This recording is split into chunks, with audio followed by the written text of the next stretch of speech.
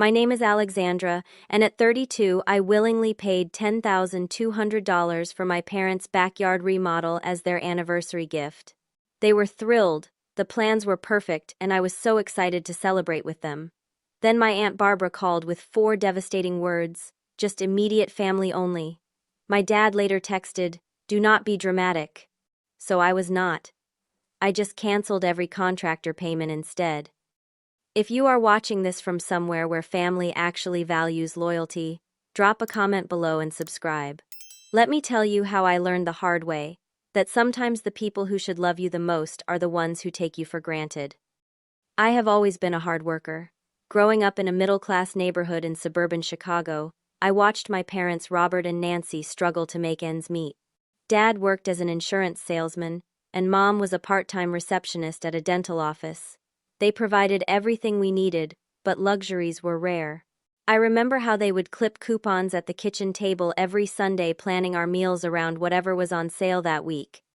When I was 14, I started babysitting for neighbors to earn my own spending money. By 16, I had a weekend job at the local grocery store. And during college, I worked 2 part-time jobs while maintaining a scholarship. Financial independence became my goal early on, mostly because I saw how stress about money affected my parents' happiness. After graduating with a degree in finance, I landed an entry-level position at a financial advisory firm. 10 years later, I am now a senior financial advisor with my own client portfolio worth millions. The irony is not lost on me that I help others manage their wealth while coming from such humble beginnings. My relationship with my parents was always solid, if not perfect. We had our disagreements, especially during my rebellious teenage years, but they supported my education and career choices. I called them at least once a week, visited for major holidays, and always remembered birthdays and anniversaries with thoughtful gifts. This year was their 35th wedding anniversary, a milestone I wanted to make special. Their backyard had been a source of embarrassment for them for years. The concrete patio was cracked, the ancient wooden deck had splintered boards, and the lawn was more weeds than grass. My mother often commented how she wished they could entertain outdoors, especially during summer. "Just once I would love to host a proper garden party," she would say wistfully whenever we visited friends with beautiful outdoor spaces. "Can you imagine having everyone over for barbecues or Sunday brunches?" My father would nod along, adding, "When we retire, maybe we will fix it up. Put in that stone patio your mother has been dreaming about." But retirement was still years away, and I knew they would probably prioritize other expenses even then. That is when I got the idea to renovate their backyard as an anniversary gift. I started researching contractors in January, 6 months before their June anniversary. I consulted with landscape designers, collected quotes for materials, and created a budget. The initial estimate came to $8,500, which was steep but manageable if I postponed my planned trip to Hawaii. As the plans developed, I envisioned a beautiful celebration in the new space. Family and friends gathered to honor my parents' marriage while enjoying the transformed backyard. When I presented the idea to them over dinner one Sunday, their reactions were everything I had hoped for. My mother actually cried, clutching my hand across the table. "Alexandra, this is too generous," she said, tears welling in her eyes. "We cannot accept such an expensive gift." "You can and you will," I insisted. "Consider it payment for all those years of putting up with me." My father, not usually an emotional man, cleared his throat several times before speaking. "This means the world to us, sweetheart. Thank you." We spent the rest of the evening going through the designs I had brought. My mother's eyes lit up at the stone patio with built-in fire pit, the pergola draped with fairy lights, and the raised garden beds where she could grow her beloved roses. "We will have the anniversary party right here," she declared, already planning the menu and guest list. "All our friends and family together in our beautiful new backyard." I left their house that night feeling a warm glow of satisfaction. The financial sacrifice would be worth it to see them so happy. I imagined the party, picturing my parents receiving congratulations from loved ones in the space I had created for them. This was going to be perfect. The next day, I finalized contracts with Peterson Landscaping for the hardscaping and Garcia's Custom Carpentry for the pergola and deck work. The project was scheduled to begin in April and finish by early June, giving us plenty of time before the anniversary on the 25th. As the start date approached, my excitement grew.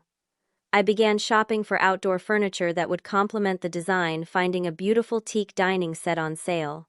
I even commissioned a custom metal sign with my parents' names and anniversary date to hang on the pergola. This was more than just a renovation. It was a tribute to their marriage and the stable home they had provided for me. Little did I know that my generosity was about to be taken for granted in ways I could never have imagined. On a crisp April morning, I arrived at my parents' house before the contractors to ensure everything was ready. Mr. Peterson arrived with his crew at exactly 8 o'clock, clipboard in hand, and ready to transform the barren backyard into something magical. "We will start by removing the old patio and deck," he explained as we walked the property. "Then we will grade the land properly to prevent water pooling near the house. Your parents mentioned they have had drainage issues in the past." I nodded, envisioning the finished product. "How long until we see the new patio taking shape?" "About a week for demolition and prep, then another week for the stonework. The pergola team will come in after that. Barring any weather delays, we should be on schedule." My father joined us, asking technical questions about the drainage system and the depth of the paving stones. He seemed genuinely interested in the process, which made me happy. This was going to be a joint project in spirit, even if I was handling the financial aspect. As the work progressed, I visited regularly to check on developments. By the end of the first week, the old concrete was gone and the yard was a muddy expanse of possibility. My mother would stand at the kitchen window, watching the workers with undisguised excitement. Mrs. Garcia called about the pergola design she mentioned casually during one of my visits. I asked her to add some decorative lattice work to the sides. "It will look much nicer for photos." I flipped through the amended contract she handed me. The additional lattice work added $300 to the bill. Not a huge amount, but it was the first change to our agreed-upon plan. "You should have checked with me first," I said gently. "But it is fine. The lattice will look beautiful." She patted my hand. "You are such a good daughter. Your father and I are so lucky." 2 days later, my father called about upgrading the fire pit from the prefabricated model we had selected to a custom-built stone version. "The contractor says it will blend better with the patio," he explained. "Only $700 more." I hesitated. "Dad, that is a significant increase." "If it is too much, we understand," he said, his voice dropping with disappointment.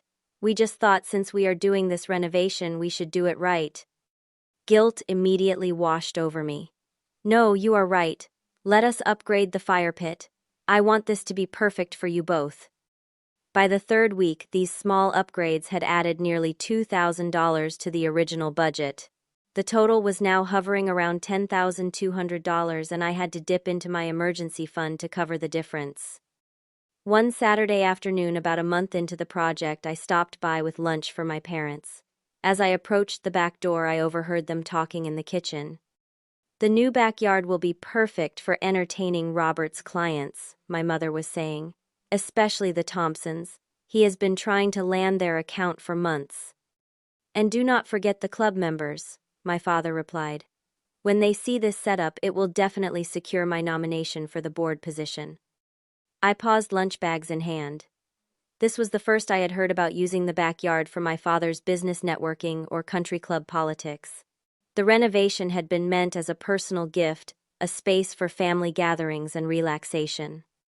When I entered the kitchen, they quickly changed the subject, complimenting the progress on the stone patio. I did not mention what I had overheard, telling myself I was overreacting. Of course they would want to show off their new backyard. That was natural. Later that week, I met my best friend Rachel for coffee and found myself venting about the escalating costs and my parents' expanding plans for the space. "I do not know, Alex," Rachel said, stirring her latte. $10,000 is a lot of money to spend on someone else's property. Are you sure this is a wise investment?" "It is not an investment," I defended. "It is a gift for my parents' anniversary." "I understand that, but it sounds like they are taking advantage of your generosity. Adding extras without discussing the cost with you first. That seems inconsiderate." I bristled slightly. "They are not taking advantage. They are just excited about the project." Rachel raised an eyebrow. If you say so, just be careful. Do not let them take you for granted. Her words stuck with me, especially when the following weekend my father casually mentioned wanting to add landscape lighting throughout the yard, another $400 addition. This time I did speak up. Dad, the budget is already stretched pretty thin. Maybe we could add the lighting next year. His expression immediately shifted to one of disappointment. We thought you wanted this to be special. The lighting would really elevate the whole design. He sighed dramatically. But if it is too much, we understand. I recognized the guilt trip for what it was, but still found myself agreeing to the lighting package. When I called the contractor to approve the addition, he mentioned that my mother had also inquired about upgraded patio furniture cushions. That evening, I had a frank discussion with both my parents about the budget. I am happy to create this beautiful space for you, I explained, but we need to stick to the plan from now on. Any additional features will have to wait for phase 2, maybe next year. They nodded in agreement, my mother squeezing my hand. Of course, sweetie. We do not want to take advantage of your generosity. But as she said it, I noticed her exchange a quick glance with my father, and for the first time a small seed of doubt took root in my mind. Was Rachel right? Were they taking my generosity for granted? As May arrived, the backyard transformation was well underway. The stone patio was nearly complete, its warm, sandy tones complementing the brick exterior of the house. The pergola structure was taking shape, and the landscapers had begun preparing the soil for new plantings. Despite my growing concerns, I could not help but feel proud of how beautiful everything was turning out. However, the financial strain was becoming increasingly difficult to ignore. Between the initial budget and all the small upgrades, I had now spent my entire vacation fund and dipped significantly into my savings.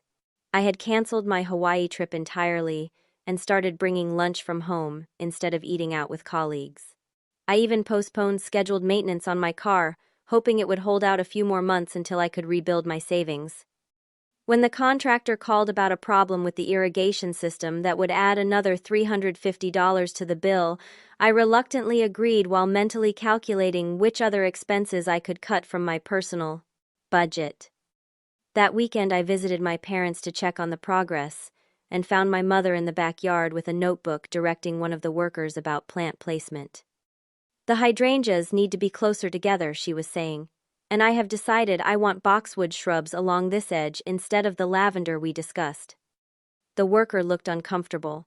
Ma'am, changing the plant selection now will affect the pricing. The boxwoods are considerably more expensive. But they will look so much better for the party, she insisted, not even acknowledging the cost issue. When she noticed me approaching, she smiled brightly. Alexandra, what do you think about boxwoods instead of lavender? Much more elegant, right? I took a deep breath. Mom, we agreed no more changes to the plan. The lavender was chosen specifically because it thrives in this soil type and requires less maintenance. But the boxwoods would create such a sophisticated look, she persisted. Sharon Wilson has them in her garden and they are simply stunning. Sharon Wilson was the wife of the country club president, and suddenly my mother's motivation became clear. This was about impressing the social circle, not creating a space our family would enjoy. We are sticking with lavender, I said firmly. The budget cannot accommodate any more changes. My mother's expression cooled. Well, it is your gift, I suppose, though I thought you wanted us to love it. The guilt trip was becoming a familiar tactic, but this time I stood my ground. As I left, I overheard my father in the driveway chatting with a neighbor. Just wait until you see it finished, he was saying proudly. I designed most of it myself, spared no expense on the materials. I slowed my pace, stunned by his words. He had contributed exactly $0 to this project and had minimal input on the design, yet here he was taking credit. The neighbor noticed me and waved, causing my father to turn around. Oh, Alexandra is here. She helped a bit with the project too, he added as an apparent afterthought. Helped a bit, I repeated once the neighbor had left. Dad, I am paying for the entire renovation. He had the grace to look slightly embarrassed. Well, yes, financially. But you know what I mean. It is a family project. A family project that is costing me over $10,000, I reminded him. He patted my shoulder dismissively. and we appreciate it, sweetheart. You know that. As the anniversary date approached, I tried several times to discuss the party plans with my parents.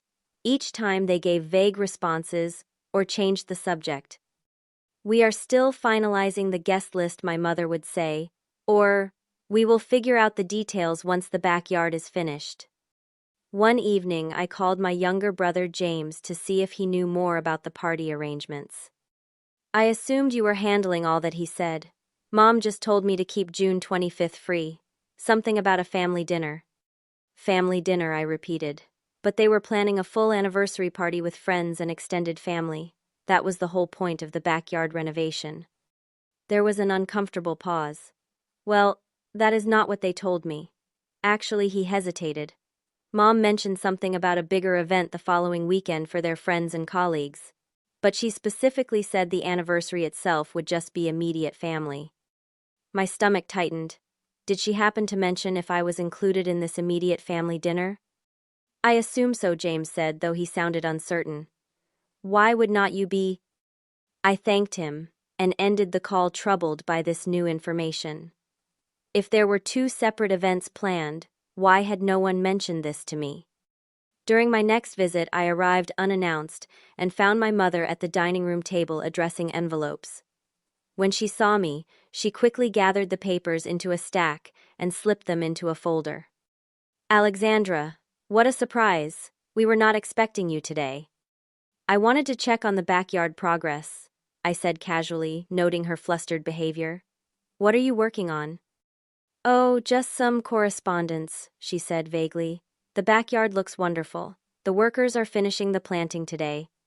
After she left to make coffee, I glanced at the folder she had left on the table. Inside were invitations with flowing script. "Robert and Nancy Thompson request the pleasure of your company to celebrate 35 years of marriage." The date listed was not their actual anniversary, but the following Saturday. The location was simply listed as the Thompson residence. When my mother returned, I held up one of the invitations. "Planning a party you forgot to tell me about." She had the decency to look embarrassed. "We were going to tell you, of course. We just thought, well, with all the money you have spent on the backyard, we did not want to burden you with party planning too. So, there are two events. A family dinner on the actual anniversary and then this larger party." She nodded, not quite meeting my eyes. "Yes, just a small family dinner on our actual anniversary, very intimate. Then the bigger celebration that weekend." Something still felt off, but I could not quite put my finger on what. "Well, I would be happy to help with both events. Just let me know what you need." "Of course, dear. We will certainly do that." Later that week, I ran into my Aunt Susan at the grocery store. After catching up briefly, she mentioned my parents' anniversary. "Your mother has been calling everyone about the party," she said as we stood in the checkout line. "She is so excited about showing off the new backyard. Your father has apparently invited half the country club." I nodded, still troubled by the separate events. "Are you coming to both the family dinner and the weekend party?" Aunt Susan looked confused. "What family dinner?" Nancy only mentioned the Saturday event. She was quite specific about it being an adults-only affair. Very sophisticated. A cold feeling settled in my stomach. Adults only. What does that mean exactly? "Oh, you know, no children running around. Though I do not think any of the cousins have young kids anymore anyway." She paused. "I assumed you were helping host, since you paid for the renovation. Nancy mentioned how generous you were with the backyard gift." I forced a smile and changed the subject, but my mind was racing. If Aunt Susan, who was my mother's own sister, was only invited to the Saturday party, then what exactly did immediate family mean for the anniversary dinner? On my drive home, I called my Aunt Barbara, my father's sister, who had always been straight with me. "Aunt Barbara, are you going to my parents' anniversary dinner on the actual date or just the weekend party?" "Neither as far as I know," she replied. "I received an invitation for the Saturday event, but Nancy called yesterday to say they were keeping the actual anniversary date for just immediate family. She said something about a special dinner with just them, James and his girlfriend. Very intimate." My hands tightened on the steering wheel. Did she happen to mention me being there? Another uncomfortable pause. "No, honey," she did not. "I just assumed you had other plans that night." The pieces were finally coming together, and the picture they formed made my heart sink. After spending over $10,000 to create the perfect backyard for my parents' anniversary celebration, I was apparently not considered immediate family enough to be included in their actual anniversary dinner. The realization hit me like a physical blow. I had been used for my financial contribution, nothing more, and no one had even had the courage to tell me directly. By early June, the backyard transformation was nearly complete. The stone patio gleamed in the sunlight, the pergola stood proud with its decorative latticework, and the new plantings added splashes of color against the fresh green lawn. The final invoice from Peterson Landscaping arrived in my email, bringing the total to exactly $10,200, more than 20% over the original budget. I scheduled the final payment for the following Monday, wanting to inspect everything one last time over the weekend.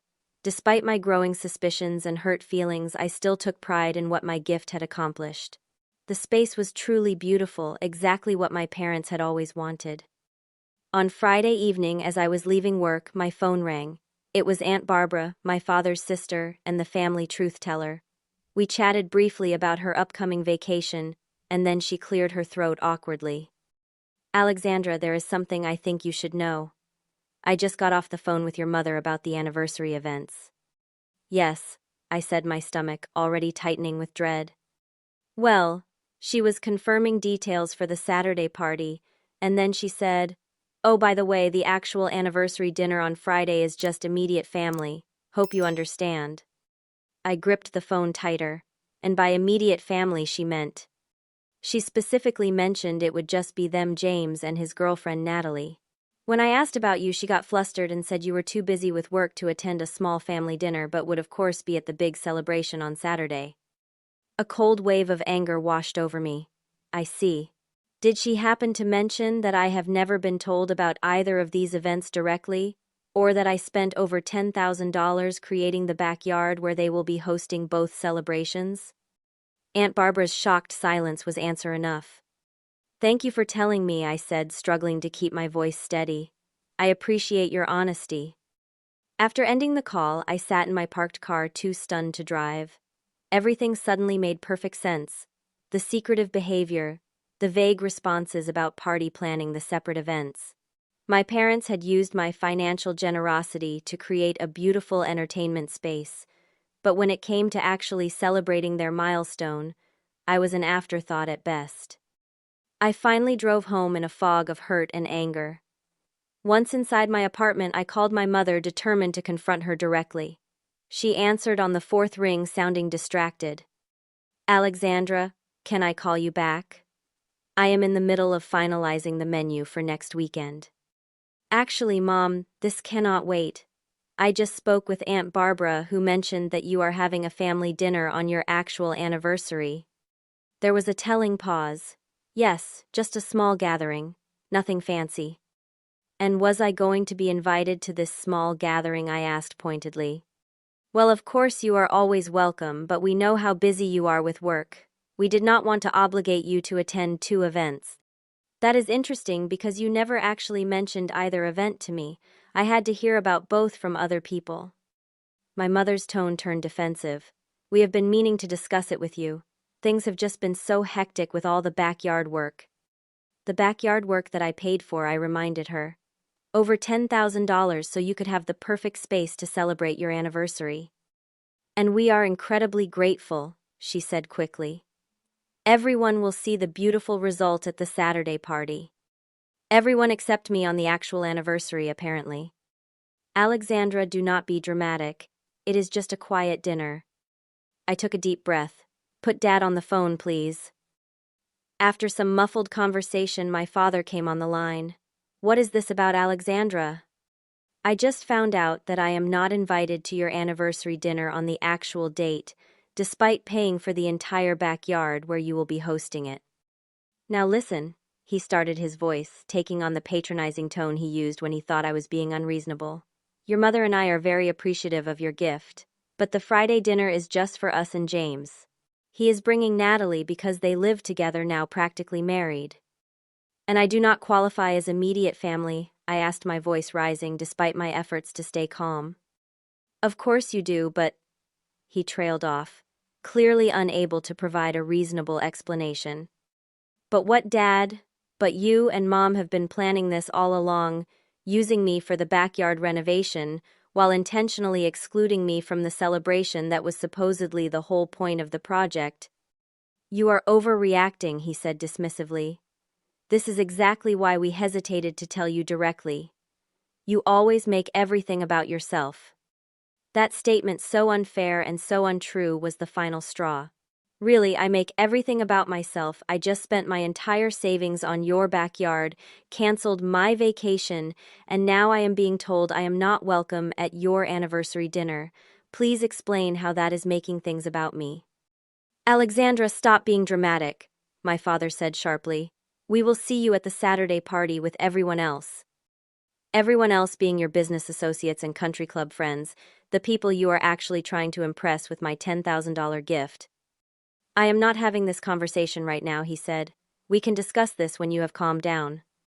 He hung up, leaving me staring at my phone in disbelief. Within seconds, a text message appeared from him. Do not be dramatic. This is our anniversary, and we get to decide how to celebrate it. That text was the moment something shifted inside me. The hurt transformed into a cold, clear resolve. I had been used, plain and simple. My parents had seen me not as their daughter but as a financial resource to fund their social aspirations, and now they did not even have the decency to acknowledge what they had done. I sat down at my kitchen table and opened my laptop. First, I logged into my bank account and canceled the scheduled final payment to Peterson Landscaping. Then I sent an email to Mr.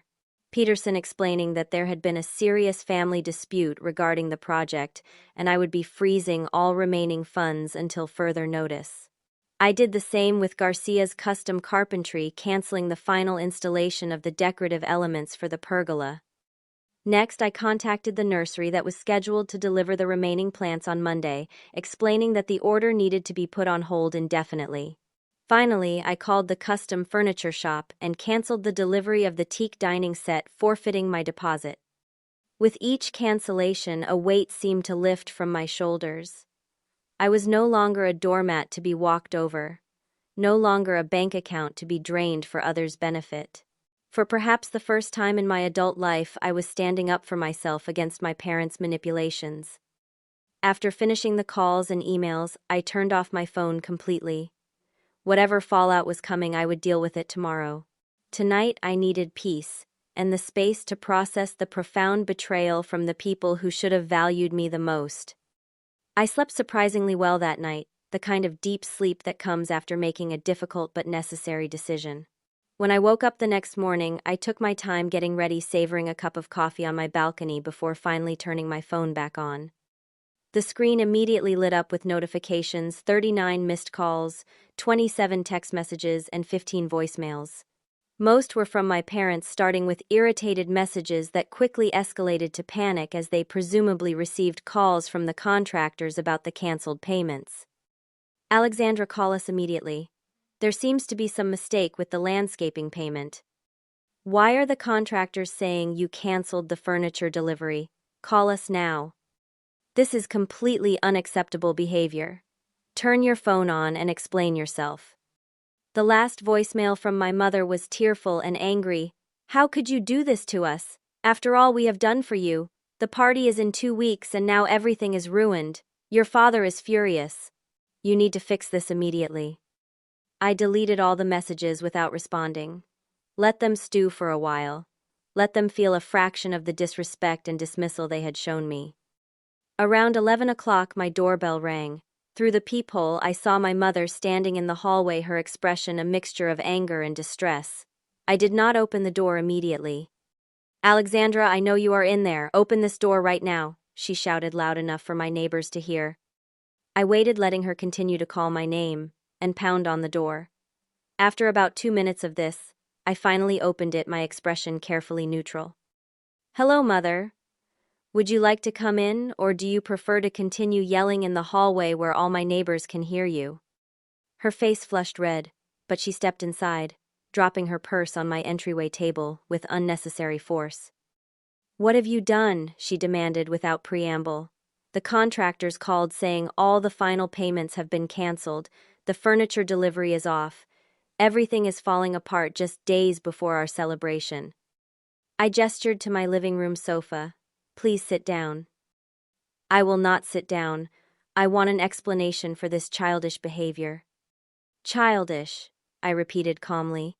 Is that how you would characterize my response to being excluded from the anniversary dinner I funded? This is not about that. This is about you ruining our anniversary plans out of spite. I maintained my calm demeanor. I think we both know what this is really about. You and Dad used me for my money. You let me believe I was creating a special space for a family celebration, when in reality you planned to exclude me from the actual anniversary, while using the backyard to impress your social circle. That is ridiculous, she sputtered. We never asked you to spend that much money. That was your choice. A choice I made based on false pretenses, I countered. If you had told me from the beginning that I would not be included in your actual anniversary celebration, do you think I would have spent over $10,000 on your backyard? She avoided the question entirely. The Friday dinner is just a small family thing. You are making this into something it is not. A small family thing that includes James and his girlfriend but not your own daughter. Please explain how that makes sense. My mother's expression shifted from anger to manipulation, a technique I recognized from childhood. We thought you would be too busy. You are always so focused on your career. James is bringing Natalie because they are in a serious relationship, practically engaged. So now I am being punished for being single and successful. No one is punishing you, she insisted. But you are certainly punishing us by canceling everything at the last minute. Do you have any idea how embarrassing this will be? What will we tell everyone? Perhaps you could tell them the truth, I suggested. That you tried to take advantage of your daughter's generosity and it backfired. The front door opened before she could respond, and my father walked in without knocking. His face was flushed with anger. Fix this, he demanded, without greeting. Call the contractors right now and tell them it was a mistake. I turned to face him. It was not a mistake, Dad. I meant to cancel those payments. This is completely unacceptable, he blustered. Do you have any idea what you have done? The Williamsons are coming to the party. I have been trying to get their business for years, and the club president. His words confirmed everything I had suspected. Thank you for making it so clear what this was really about. Not celebrating your marriage milestone with family, but impressing business contacts and climbing the social ladder at the country club. That is not fair, my mother interjected. Of course we want to celebrate with family too. Just not with me on the actual date, I pointed out. For God's sake, Alexandra, my father exploded. It is just dinner. Why are you making such a big deal about this? Because it is not just dinner, I said, my voice finally rising. It is the principle. It is about the fact that I spent my entire savings on a gift for you, and you could not even be bothered to include me in the celebration that was supposedly the whole point of the project. It is about you taking me for granted, assuming I would just keep giving while getting nothing in return, not even the basic respect of being treated like a member of this family. We have always treated you like family, my mother protested. No, you have treated me like an ATM machine. The daughter with the good job who can fund your home improvements and then be conveniently sidelined when it is time to actually celebrate. My father paced the living room, his anger shifting to calculation. What will it take to fix this? Do you want a formal invitation to Friday dinner? Fine, you are invited. Now will you call the contractors? The casual way he offered what should have been a given all along only reinforced my decision. This is not about the invitation anymore. This is about recognizing a pattern that has been going on for years. You take and take emotionally and now financially and give very little in return. That is absurd, my father scoffed. We gave you everything growing up. You did your job as parents, I acknowledged, and I have always been grateful for that. But as an adult, I have noticed how one-sided our relationship has become. When was the last time either of you asked about my life, my work, my goals? When have you ever made a sacrifice for me the way I have for you? They exchanged uncomfortable glances, unable to provide examples. I need you both to leave now, I said firmly. I have said what I needed to say. And the backyard, my mother asked desperately. What about the party? The backyard renovations that have been completed are yours to enjoy. The elements that have not been installed yet will not be unless you want to pay for them yourselves. As for the party, that is your problem to solve. You cannot do this, my father said, his voice low and threatening. If you go through with this, there will be consequences for your relationship with this family. I met his gaze steadily. I think you have already shown me exactly where I stand in this family. Now please leave. My mother began to cry, a tactic that had worked on me countless times before. Alexandra, please, we are your parents. How can you treat us this way? I am treating you the way you treated me, I replied simply. The only difference is that I am being honest about it. After more arguments and attempts at manipulation, they finally left my father's parting words ringing in my ears. You will regret this. When you calm down and realize what you have done, do not expect us to forgive easily. As the door closed behind them, I felt a strange mixture of emotions, sorrow for what our relationship had become, but also an unexpected sense of liberation. For years, I had tried to earn their approval and love through financial and emotional generosity. Today, I had finally recognized that no amount of giving would ever be enough if they did not value me for who I was, not what I could provide. The confrontation had been painful, but necessary. And for the first time in my adult life, I had stood my ground against their manipulation. Whatever happened next, I knew I had done the right thing for myself. The next week passed in a strange state of emotional limbo. My parents attempted several more tactics to get me to reverse my decision, guilt-laden messages, flying monkeys in the form of extended family members, and finally complete silence. The silent treatment was their nuclear option, one they had employed throughout my childhood whenever I had disappointed them. I immersed myself in work, finding comfort in the structured world of financial advising, where relationships were clearly defined and transactions transparent. My colleagues noticed my subdued mood, but I kept the details private. How could I explain that I had spent $10,000 on a backyard renovation only to cancel the final stages out of hurt and anger? 5 days after our confrontation, my brother James called. He had apparently been brought into the situation by our parents, who had given him a heavily edited version of events.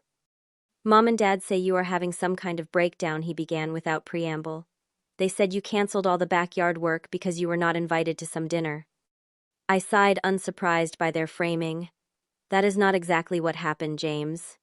Did they tell you that I spent over $10,000 creating that backyard specifically for their anniversary celebration? They mentioned you contributed to the renovation, he said cautiously. Contributed? I paid for the entire thing. Every dollar. And then I discovered that I was intentionally excluded from their anniversary dinner while you and Natalie were invited. There was a pause. Wait, seriously, I had no idea you were not invited. Mom just told me it was a small family dinner. Apparently, I do not qualify as family when it comes to intimate celebrations, only when it comes to funding them. James was quiet for a moment. That is really messed up, Alex. I honestly had no idea. Did you also know they are using the backyard primarily to impress Dad's business contacts and the country club crowd? The Saturday party has almost nothing to do with celebrating their marriage and everything to do with social climbing. Jesus, he muttered. No, they presented it very differently to me. Our conversation continued for nearly an hour as I filled in the gaps in his understanding. By the end, his perspective had shifted completely. I cannot believe they treated you that way, he said, genuine anger in his voice. Using you for your money and then excluding you is beyond disrespectful. Thank you for saying that, I replied, feeling validated for the first time since this whole ordeal began. It means a lot that you understand. For what it is worth, Natalie and I will not be attending that Friday dinner either. Not if you are not welcome. His solidarity touched me deeply. I appreciate that, but you do not have to take sides. This is not about sides. This is about basic respect and decency. What they did was wrong, period. After our call, I felt slightly less alone in my stance. It was something of a revelation to realize that I had an ally in my brother who had always been closer to our parents than I was. The next day brought another unexpected phone call, this time from Aunt Barbara. "I just want you to know that I think you did the right thing," she said after I explained the full situation. "Your parents have always had a blind spot when it comes to how they treat you versus your brother. Standing up for yourself was long overdue." "I still feel guilty sometimes," I admitted, like maybe I overreacted. "Honey, you spent $10,000 on a gift and they could not even include you in a family dinner. That is not an overreaction. That is a completely appropriate response to being devalued and used." Her validation was like a balm to my wounded spirit. "I just do not understand how they could not see how hurtful their actions were." "Your parents have always been somewhat self-absorbed," she said bluntly. "My brother especially has always been focused on appearances and status, but that does not make their behavior acceptable." 2 days later, my mother attempted reconciliation via text. "The contractors are asking for the remaining payments. Please reconsider. We have included you in the Friday dinner plans now." I did not respond. This was not about the invitation anymore. It was about a fundamental lack of respect that adding me to a guest list could not fix.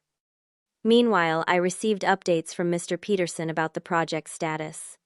The main elements were complete: the patio pergola structure and basic landscaping. What remained unfinished were the decorative touches, the custom lighting, the teak furniture, and some of the higher-end plantings. The backyard was functional, but missing the luxurious finishing touches that would have made it truly showcase-worthy.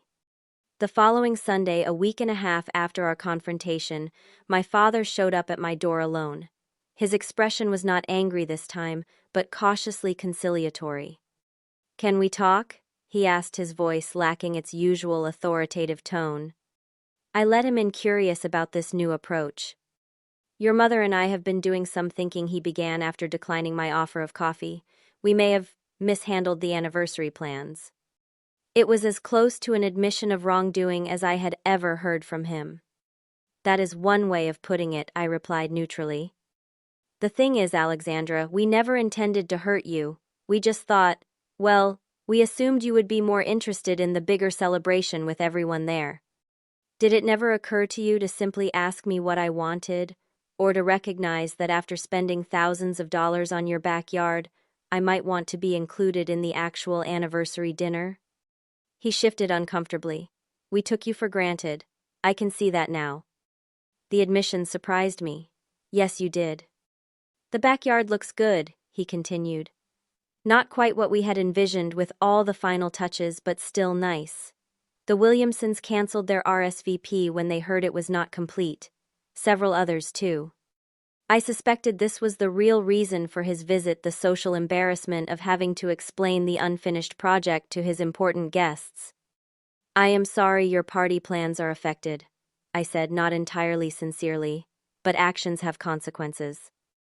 He nodded slowly. "Your mother is taking this very hard. She cries every day, says she feels like she has lost her daughter." "I have not gone anywhere, Dad. I just stopped allowing myself to be used." We talked for nearly an hour, covering years of small hurts and disappointments.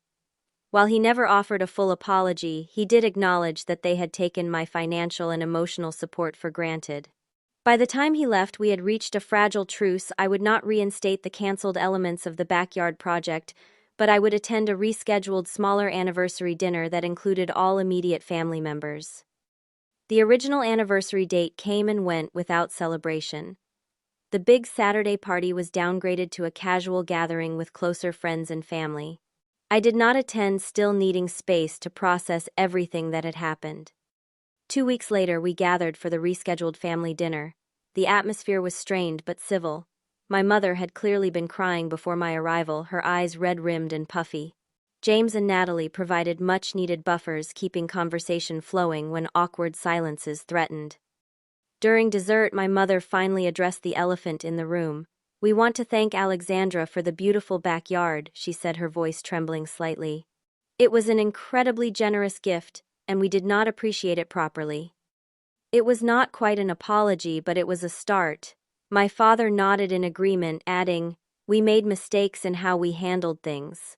The backyard was always meant to be enjoyed by all of us as a family." I acknowledged their words with a nod, not quite ready to fully forgive, but willing to take this small step toward healing. After dinner, my mother pulled me aside in the kitchen. "I miss you," she said simply. "This distance between us. It hurts." "It hurts me too," I admitted. But I needed to establish boundaries.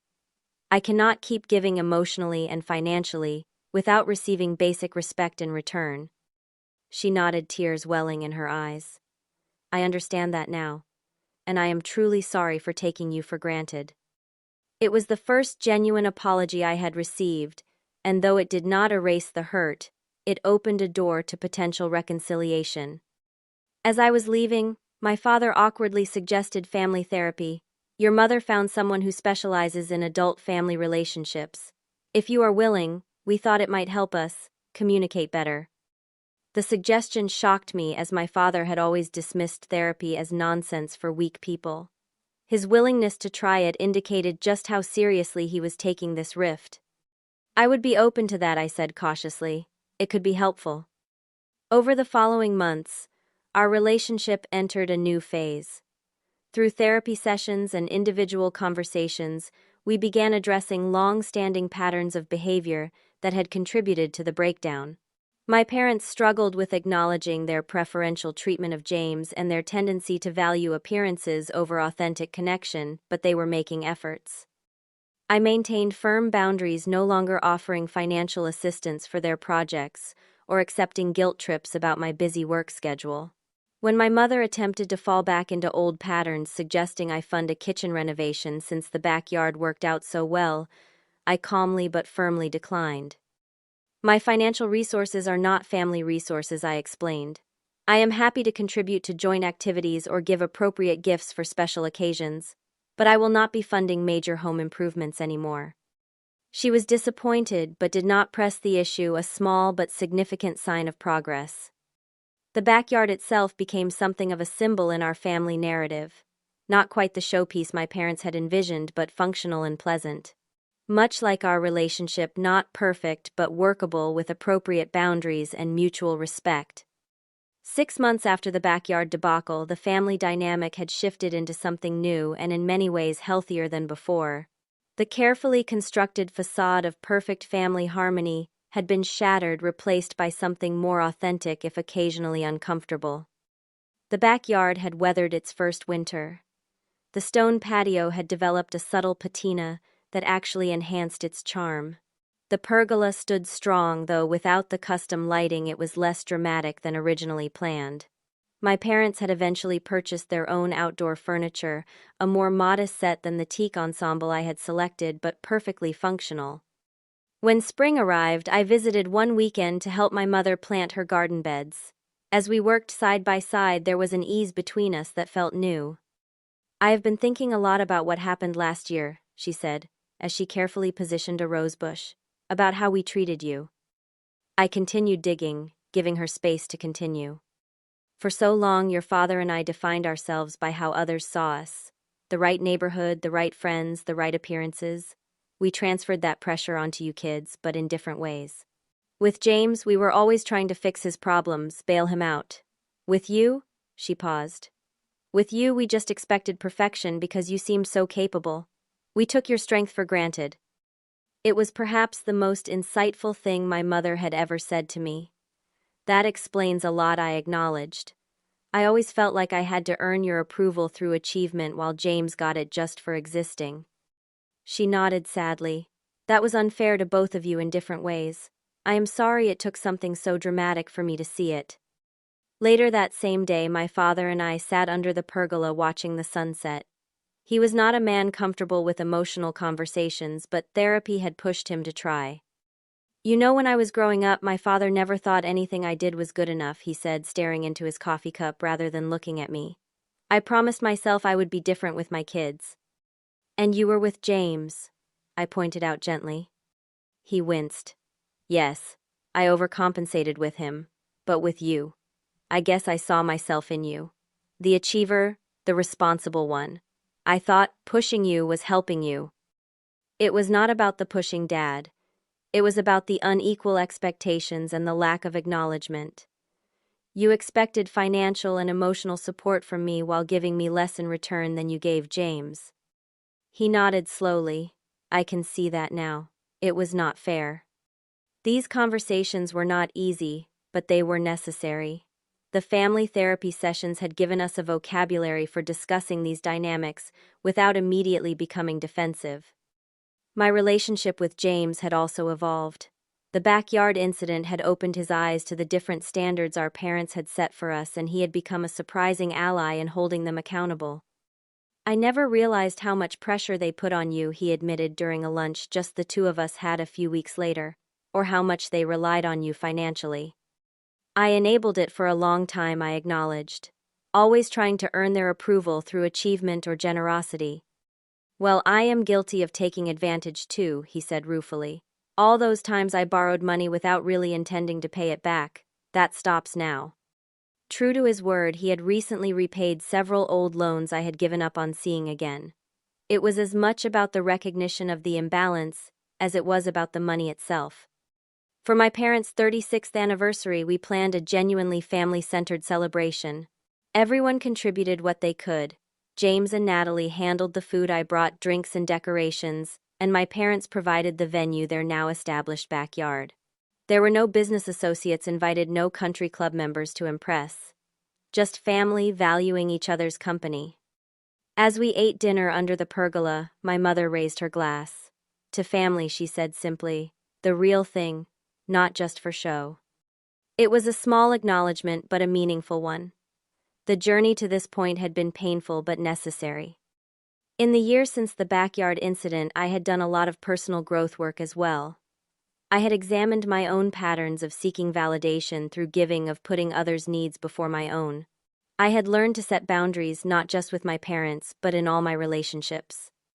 At work, I no longer volunteered for every difficult project to prove my worth.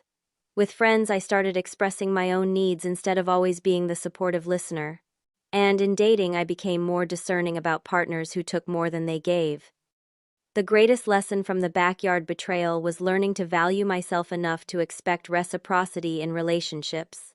Love should not be transactional, but it should be mutual. Giving is beautiful, but not when it comes at the expense of your own well-being or when it is taken for granted.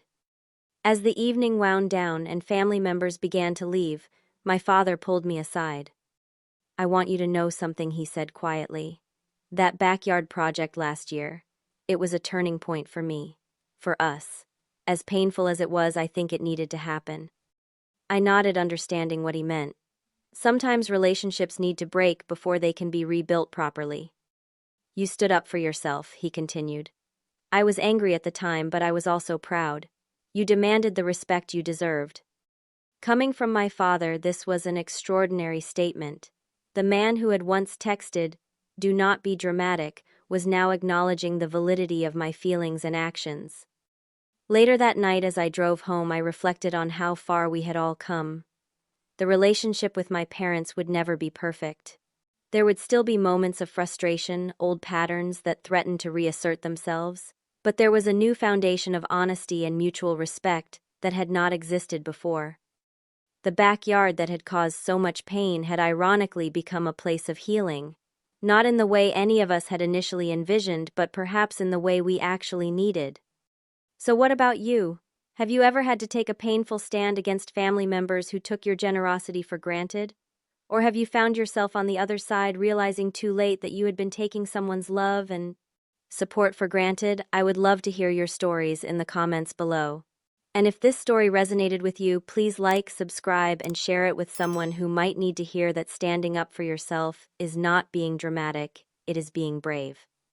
Thank you for listening to my journey, and remember that sometimes the most loving thing you can do, both for yourself and others, is to set clear boundaries.